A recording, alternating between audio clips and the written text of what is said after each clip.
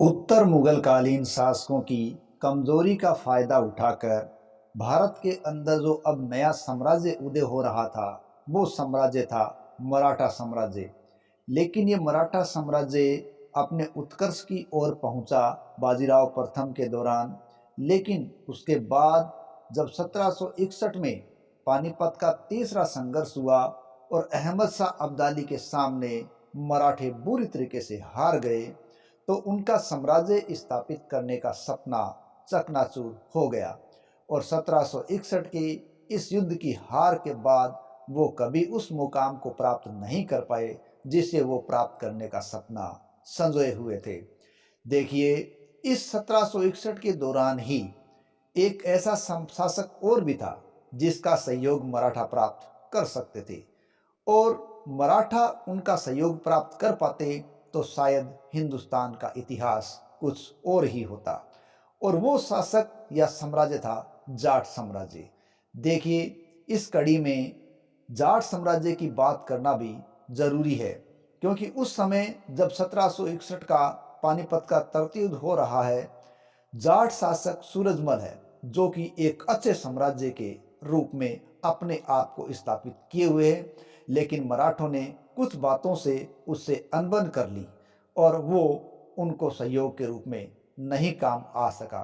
यदि उस सहयोग को वो प्राप्त कर पाए होते तो हिंदुस्तान की बात अलग ही होती।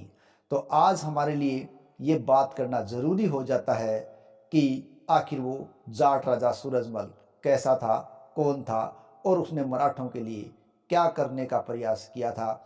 एक छोटी सी अनबन से मराठों को उसने किस प्रकार सहयोग नहीं दिया, और देता तो क्या हो सकता था।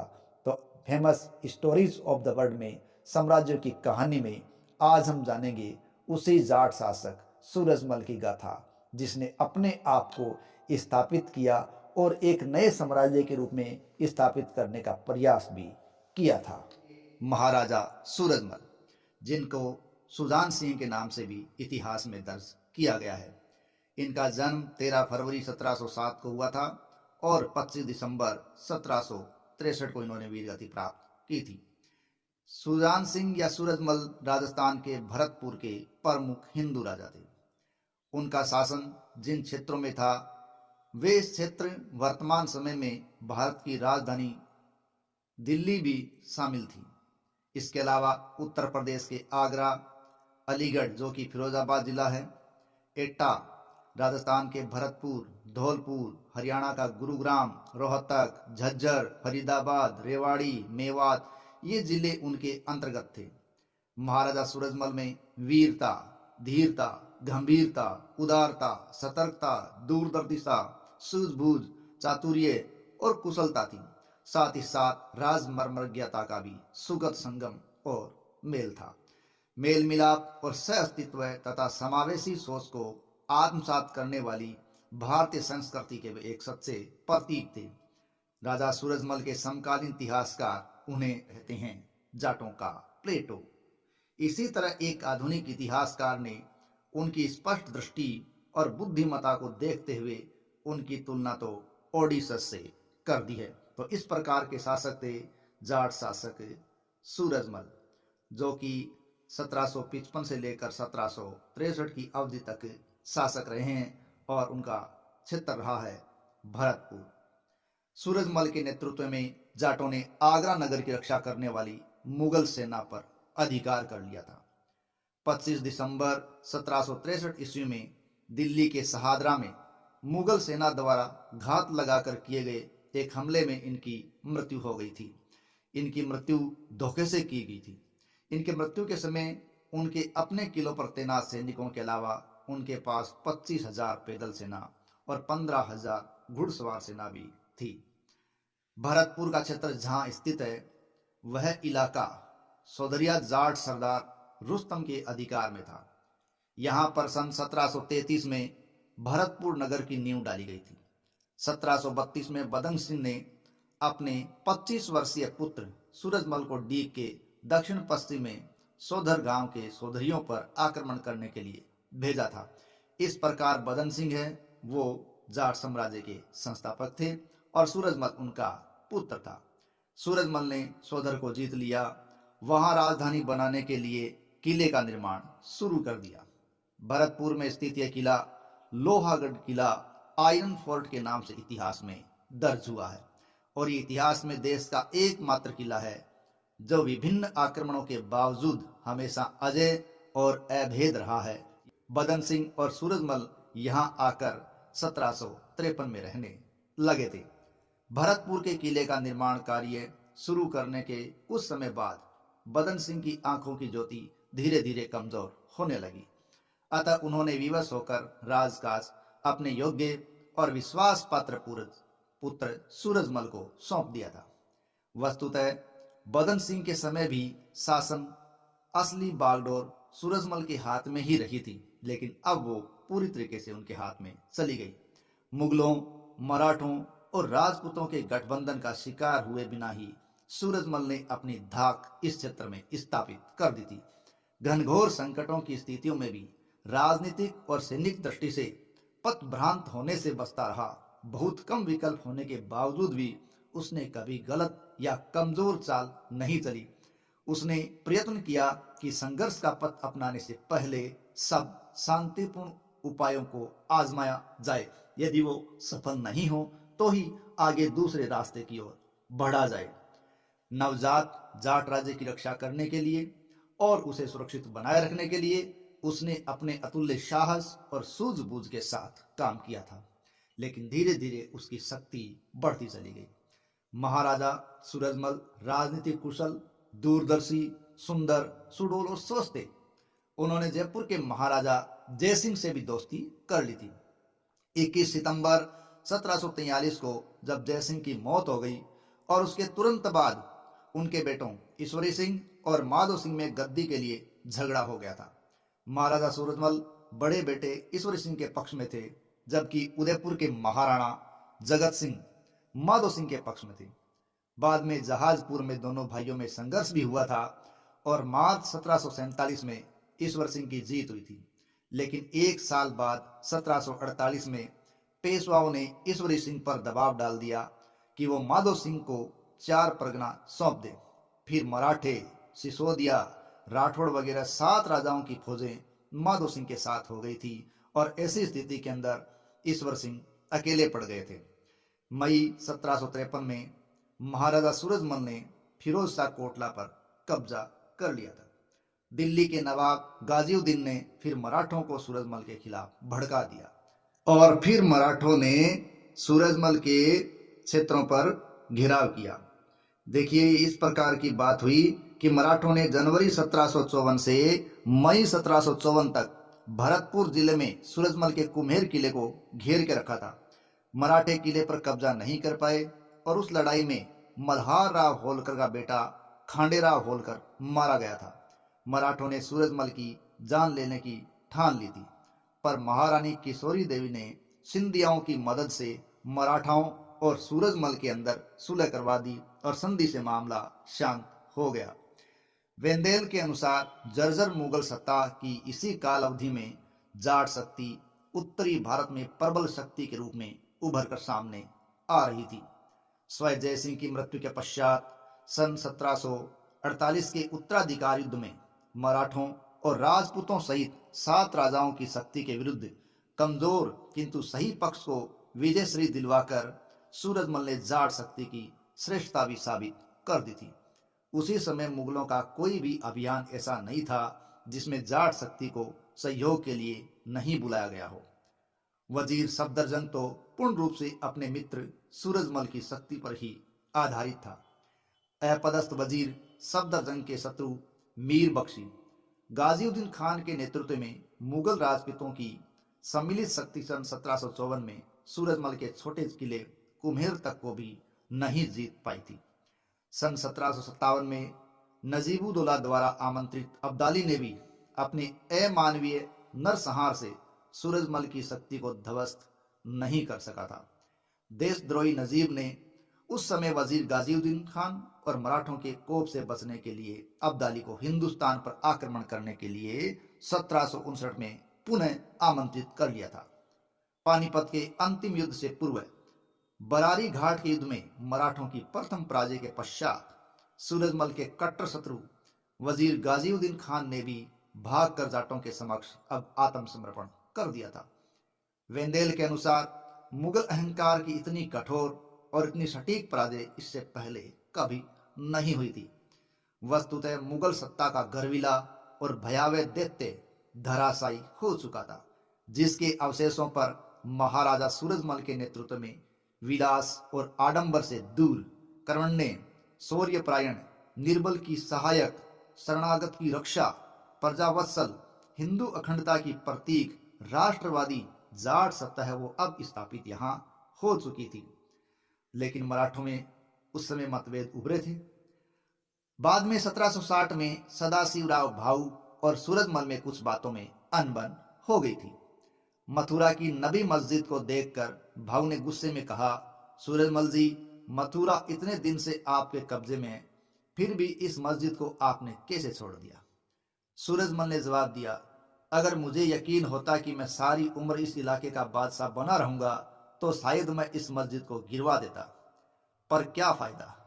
कल मुसलमान आकर हमारे मंदिरों को गिरवाए और वहीं पर मस्जिद बनवाएं तो क्या अच्छा लगेगा?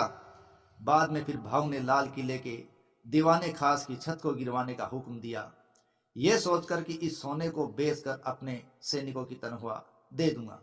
इस पर भी सूरजमल ने उसे मना कर दिया, यहां तक कहा कि मेरे से 5 लाख रुपए ले लो पर इसे मत तोड़ो। आखिर नादिर शाह ने भी इस छत को बख्श दिया था, पर भाऊ नहीं माने। जब छत का सोना तोड़ा गया तो वह मुश्किल से 3 लाख रुपए का निकला। सूरजमल की कई बातों को भाऊ ने नहीं माना और यह भी कहा, मैं इतनी दूर दक्षिण से आपकी ताकत के भरोसे पर यहां नहीं आया हूं। इस प्रकार उनके विवाद गहरा गए थे। तो ये विवाद लगातार गहराते जा रहे थे, लेकिन महाराजा सूरजमल की उदारता भी कम नहीं थी। उन्होंने अपनी उदारता पानीपत की तीसरी संघर्ष के दौरान दर्शाई भी थी। 14 जनवरी 1761 पानीपत की तीसरी लड़ाई मराठों और अहमद शाह अब्दाली के बीच हुई। मराठों के 1 लाख सैनिकों में से आधे से ज्यादा मारे गए थे।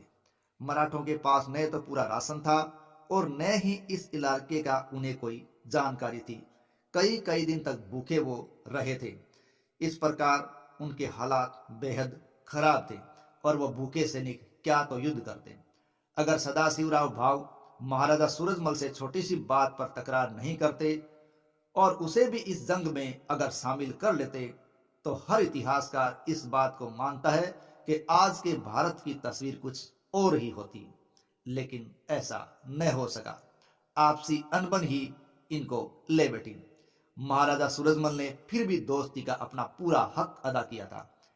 30-40 हजार मराठे युद्ध के बाद जब वापस जाने लगे तो सूरजमल के इलाके में पहुंचते पहुंचते उनका बहुत बुरा हाल हो गया था। जख्मी हालत में भूखे प्यासे वे सब मरने के कगार पर थे और ऊपर से भयंकर सर्दी भी आ चुकी थी। आधों के पास तो ऊनी कपड़े भी नहीं थे। 6 महीने तक सूरजमल ने उन्हें भरतपुर में रखा, उनका इलाज करवाया, उनकी दवा दारू करवाई, उनके भोजन की व्यवस्था की, उनके कपड़ों का इंतजाम किया, अपनी तरफ से भरपूर सहयोग दिया। महारानी किशोरी ने भी जनता से अपील करके अनाज आदि इकट्ठा किया है। सुना है कि कोई 20 लाख रुपए उनकी सेवा पानी में उस वक्त खर्च हुए थे, जो एक बहुत बड़ी बात थी। जाते हुए हर आदमी को 1 रुपया, 1 सेर अनाज और कुछ कपड़े आदि भी दिए ताकि रास्ते का खर्च निकाला जा सके। कुछ मराठे सैनिक लड़ाई से पहले अपने परिवार को भी साथ लाए थे और उन्हें हरियाणा के गांव में छोड़ गए थे। उनकी मौत के बाद उनकी विधवाएं वापस नहीं गई। बाद में वे परिवार हरियाणा की संस्कृति में ही रंग गए। महाराष्ट्र में डांगे भी जाट वंश के ही बताए जाते हैं और हरियाणा में डांगी भी उन्हीं की शाखा आज भी मानी जाती है। इस प्रकार ये संस्कृति का एक प्रकार से अलग अलग होना था। मराठों के पतन के बाद महाराजा सूरजमल ने गाजियाबाद, रोहतक, झज्जर के इलाके भी जीते। 1763 में फर्रुख नगर पर भी कब्जा किया। वीरों की शेष युद्ध भूमि होती है, ये बात हर शासक जानता है। भरतपुर के इस शासक को भी युद्ध भूमि की भी सेज प्राप्त हुई थी, लेकिन वो एक धोखे का शिकार हुए थे। 25 दिसंबर 1763 को युद्ध में नवाब नजीबुद्दौला ने धोखे से महाराजा सूरजमल की हत्या कर दी थी। लेकिन महाराजा सूरजमल ने अपने कार्यों से अपने आप को भारतीय इतिहास में एक अविस्मरणीय योद्धा के रूप में दर्शा दिया था। देखिए 1761 के पानीपत के इस तीसरे युद्ध में हार के बाद भी मराठे हैं अब उभरती हुई नई साम्राज्य जो कि अंग्रेजों की साम्राज्य शक्ति थी उसके सामने टकराते हैं और 3 आंग्ल मराठा युद्ध होते हैं और उस तीसरे युद्ध के बाद मराठे पूरी तरीके से समाप्त होते हैं। पानीपत के तीसरे संघर्ष के बाद जब 1761 के जून महीने में बालाजी बाजीराव पेशवा की मृत्यु हो गई तो उसका छोटा अल्पवयस्क 17 वर्षीय पुत्र माधवराव प्रथम अपने चाचा रघुनाथ राव के संरक्षण में पेशवा बना और इसी दौरान पेशवा और रघुनाथ राव के बीच गंभीर मतभेद भी हुए थे। माधवराव ने 1763 में निजाम को हराया और राक्षस भुवन की संधि कर ली। इसके बाद माधवराव और निजाम के बीच संधि से मराठा और निजाम के संबंधों में एक स्थिरता सी आ गई थी। 1771 में इन्होंने मैसूर के हैदर अली को भी हराया था। देखिए आगे आने वाले पार्ट के अंदर हम उभरती हुई एक और शक्ति मैसूर की और पंजाब की सिख शक्ति के बारे में भी अगले वीडियो में जानकारी प्राप्त करेंगे। लेकिन यहाँ ये जानकारी जरूरी है कि माधवराव प्रथम और हैदर अली का टकराव हो गया था। 1771 में मराठा सरदार महादजी सिंधिया ने निर्वासित मुगल बादशाह शाह आलम द्वितीय को पुनः दिल्ली की गद्दी पर बैठाया था। पेशवा को मुगल बादशाह के सहायक के रूप में भी नियुक्त कर दिया गया था। देखिए ध्यान रहना चाहिए कि शाह आलम द्वितीय है वो अहमद शाह अब्दाली के प्रतिनिधि नजीबुद्दौला के डर से दिल्ली से भाग गया था और 1759 से ही वो इलाहाबाद में ही रह रहा था।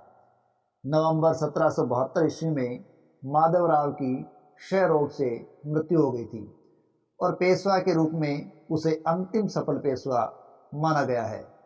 उसकी मृत्यु के बाद मराठा शक्ति अधिक समय तक नहीं टिक पाई और दुर्बल होती चली गई। माधवराव के बाद नारायण राव है वो उसका छोटा भाई था, वो पेशवा बना लेकिन राघोबा ने उसकी हत्या कर दी। राघोबा या रघुनाथ राव ने जब नारायण राव की हत्या कर दी तो मराठों में फूट पड़ गई। नारायण राव की हत्या के पश्चात मराठों की 12 भाई परिषद ने उसकी मृत्यु के बाद जन्मे उसके पुत्र को माधवराव नारायण के नाम से गद्दी पर बिठा दिया, जबकि वास्तविक शासन है वो नाना फडणवीस के अधीन एक शासन परिषद को सौंप दिया गया था। और इधर रघुनाथ या राघोबा हताश होकर अंग्रेजों के शरण में चला गया और उसने 1775 ईस्वी में अंग्रेजों से सूरत की संधि कर ली और इसके कारण प्रथम आंग्ल मराठा युद्ध हुआ और रघुनाथ राव को मराठा शासकों में खलनायक के रूप में देखा जाने लगा है। मराठों ने निजाम को 1795 ईस्वी में खड़दा के युद्ध में पराजित किया था। अंत में 1796 में माधवराव नारायण राव ने नाना फडणवीस के नियंत्रण से दुखी होकर आत्महत्या कर ली थी। तो यहाँ चलिए देखते हैं आंग्ल मराठा युद्ध। देखिए प्रथम आंग्ल मराठा युद्ध 1775 से 1782 के बीच लड़ा गया था और यह युद्ध रघुनाथ राव या राघोबा की महत्वाकांक्षा के कारण हुआ था, जिसने कि मार्च 1775 में अंग्रेजों से सूरत की संधि कर ली और अंग्रेजों ने उसे पेशवा स्वीकार कर लिया था। और सूरत की संधि के अनुसार अंग्रेजों को सैनिक सहायता देने के लिए पेशवा रघुनाथ राव ने साल सीट, बेसीन और थाना क्षेत्र देने का वादा कर लिया था। सूरत की संधि है वो बॉम्बे के गवर्नर ने की थी, लेकिन 1773 ईस्वी का जो रेगुलेटिंग एक्ट आया उसके अनुसार बंगाल के गवर्नर जनरल को मद्रास और बम्बई की विदेश नीति पर अधिकार दे दिया गया था, इसलिए बम्बई की इस प्रकार की नीति को नहीं माना जा सकता था। लेकिन 1776 में क्या हुआ कि नाना फडणवीस ने वारेन हेस्टिंग्स के दूत कर्नल अपटन के साथ एक नई संधि पुरंदर की संधि कर ली, जिसके द्वारा मराठों ने रघुनाथ या राघोबा को वार्षिक पेंशन देना स्वीकार कर लिया और उसके बदले राघोबा मराठा राजनीति से संन्यास ले लेगा। कंपनी राघोबा का पक्ष नहीं लेगी, वह साल सेठ कंपनी के पास ही रहने दिया जाएगा। लेकिन इस पुरंदर की संधि को बाद में राघोबा ने मानने से इनकार कर दिया और 7 साल तक चला संघर्ष बाद में 1782 में मई महीने में सालबाई की संधि के साथ संपन्न हुआ या रुका था। महादजी सिंधिया अंतिम मराठा सरदार था जिसने उत्तर भारत में मराठा शक्ति को बनाए रखा। उसने राजपूतों और जाटों पर नियंत्रण रखा, सिखों के साथ उसने अच्छे संबंध रखे तथा मुगल बादशाह शाह आलम द्वितीय को मराठों का पेंशन बनाए रखा था। गुलाम कादिर रोहिला ने शाह आलम द्वितीय को बाद में अंधा करवा दिया था। महादजी सिंधिया के होलकर से झगड़े के कारण मराठों का आपसी संघर्ष अब बढ़ गया था। 1784 ईस्वी के मुगल बादशाह शाह आलम द्वितीय ने पेशवा को वकील ए मुतलक और महादजी को नायब वकील ए मुतलक की उपाधि दी थी। अब जानते हैं मराठा आंगल सेकंड वार के बारे में। देखिए 1800 ईस्वी में नाना फडणवीस की मृत्यु हो गई और नाना फडणवीस की मृत्यु के पश्चात जो पेशवा इस समय बाजीराव द्वितीय थे, उन्होंने अपनी स्थिति को मजबूत बनाने के लिए मराठा सरदारों को आपस में लड़ाना ही शुरू कर दिया। 1801 ईस्वी में बाजीराव द्वितीय ने जसवंतराव होलकर के भाई बिट्ठू जी की पुन्ना में हत्या करवा दी। होलकर ने पुन्ना पर आक्रमण कर पेशवा और सिंधिया को पराजित कर दिया और पुन्ना पर अधिकार कर लिया और अमृत राव के पुत्र विनायक राव को पेशवा बना दिया गया। बाजीराव द्वितीय ने अपने पिता राघोबा की भांति भागकर बेसीन में शरण दी और अंग्रेजों के यहाँ चला गया। 1802 में भसीन की संधि उसने अंग्रेजों से कर ली और इस आधार पर पेशवा ने अंग्रेजों का संरक्षण स्वीकार कर लिया था और इस संधि में सूरत है वो कंपनी को प्राप्त हो गया था। क्योंकि यह संधि राज्य से न होकर राज्यों के एक संघ से थी, अतः संपूर्ण मराठा संघ है वो कानूनी रूप से अब अंग्रेजों के प्रभाव में आता चला गया था। लॉर्ड वेलेस्ली को मराठा राजनीति में हस्तक्षेप करने का अब अधिकार मिल चुका था और मराठों के लिए यह संधि एक राष्ट्रीय अपमान के बराबर थी। अतः भोंसले, सिंधिया, होलकर आदि ने अंग्रेजों से अलग अलग युद्ध लड़े और इसी क्रम के अंदर असाय में, अरगांव में, लसवाड़ी में अनेक युद्ध लड़े गए। 17 दिसंबर 1803 को रघुजी भोंसले द्वितीय ने अंग्रेजों से पराजित होकर देवगांव की संधि की थी। इसी के अलावा दौलतराव सिंधिया ने अंग्रेजों से 30 दिसंबर 1803 को सुरजी अर्जन गांव की संधि की। इस प्रकार की ये संधियां थी। उन संधियों के आधार पर मराठों के अलग अलग क्षेत्रों से उनके अधिकार हट रहे थे। मुकुंदरा के युद्ध में 1804 में जसवंतराव होलकर ने कर्नल मानसन के नेतृत्व वाली ब्रिटिश सेना को पराजित कर दिया। भरतपुर के जाट शासक रणजीत सिंह भी होलकर के मित्र थे। उन्होंने भी 1804 ईस्वी में जनरल लेक के नेतृत्व में आई ब्रिटिश सेना को भरतपुर के किले पर आक्रमण के दौरान हरा दिया था। अंत में जसवंतराव होलकर ने 7 जनवरी 1806 में सर जॉर्ज बार्लो से राजपुर घाट की संधि की और इस संधि के तहत ही द्वितीय आंग्ल मराठा युद्ध समाप्त हो गया था। अब जानते हैं तृतीय आंग्ल मराठा युद्ध के बारे में। देखिए तृतीय आंग्ल मराठा युद्ध 1817 से 1818 ईस्वी के मध्य लड़ा गया था और यह युद्ध लॉर्ड हेस्टिंग्स के समय हुआ। हेस्टिंग्स ने पिंडारियों का दमन करना शुरू कर दिया था और पिंडारी मराठा सेना में भी काम करते थे, अतः मराठे भी इस युद्ध में शामिल हो गए। हेस्टिंग ने पिंडारियों के दमन के लिए 2 कमान बना दी और उन्होंने एक का नेतृत्व स्वयं किया था और दूसरी कमान का नेतृत्व सर टॉमस हिस्लॉप को सौंप दिया था। 1817 ईस्वी तक पिंडारियों का पूरी तरीके से दमन कर दिया गया। इस प्रकार पिंडारियों का दमन करने वाला जनरल था लॉर्ड हेस्टिंग्स। हेस्टिंग ने सुव्यवस्थित योजना के तहत ही नागपुर के राजा से 27 मई 1816 को नागपुर की संधि की, पेशवा से जून 1817 को पूना की संधि की और सिंधिया से 5 नवंबर 1817 को ग्वालियर की संधि की। सिंधिया ने तो बिना युद्ध लड़े ही ग्वालियर की संधि अंग्रेजों के द्वारा कर ली और उनकी अधीनता में चला गया था। अतः मराठों ने अंग्रेजों से अलग अलग युद्ध किए थे और इन युद्धों के कारण अलग अलग युद्ध थे। पेशवा और अंग्रेजों के बीच किरकी का युद्ध हुआ, भोंसले और अंग्रेजों के बीच सीतापार्डी का युद्ध हुआ, साथ ही साथ होलकर और अंग्रेजों के बीच मेहदीपुर का युद्ध हुआ था और ये करीब करीब अंग्रेजों के पक्ष में रहे थे। पेशवा ने किर्की के युद्ध में हारने के बाद दो युद्ध और किए। जो पहला युद्ध उसने 20 फरवरी 1818 को अस्ती में किया था, लेकिन वहां वो हार गया। और उसने सबसे अंत में होलकर ने 6 जनवरी 1818 को मंदसौर की संधि के द्वारा सहायक संधि स्वीकार कर ली और इसके तहत राजपूत राज्यों पर से होलकर ने दावा छोड़ दिया। नर्मदा के दक्षिण के जिले अंग्रेजों को सौंप दिए। एक अंग्रेज सेना अपने खर्चे पर अपने क्षेत्र में रखने की सहमति उसने प्रदान कर दी। विदेश नीति उसने अंग्रेजों को सौंप दी और अमीर खान पिंडारी को टोंक का नवाब मान लिया गया। एक ब्रिटिश रेजिडेंट है, उसको इंदौर में रखने पर सहमति मान ली गई थी। तीसरे आंग्ल मराठा युद्ध के बाद पेशवा पद समाप्त कर दिया गया और बाजीराव द्वितीय को पेंशन देकर बिठूर भेज दिया गया तथा शिवाजी के वंशज प्रताप सिंह को सतारा का राज्य दे दिया गया था। इस प्रकार मराठा साम्राज्य, जो अब एक साम्राज्य के रूप में स्थापित होने का सपन देख रहा था, वो पूरी तरीके से नेस्तनाबूद हो चुका था।